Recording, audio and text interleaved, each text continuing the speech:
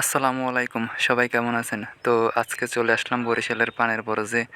দেখেন যে পানের বরজ কতটা সুন্দর দেখা যায় আর কত সুন্দর সুন্দর পান। ছোট ছোট কোর দেখতে আরও বেশি ভালো লাগে।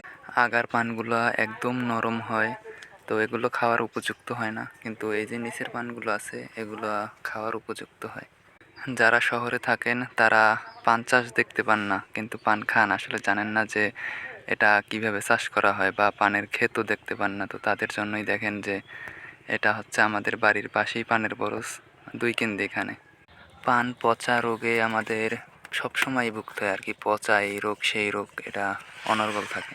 এই লতাগুলোরে মূলত বেঁধে দেওয়ার জন্য আমি আসছি, যদি বেঁধে না দিই তাহলে ভেঙে যাবে, আর ভাঙলে তো বুঝেনি যে লতার কতটা ক্ষতি হবে।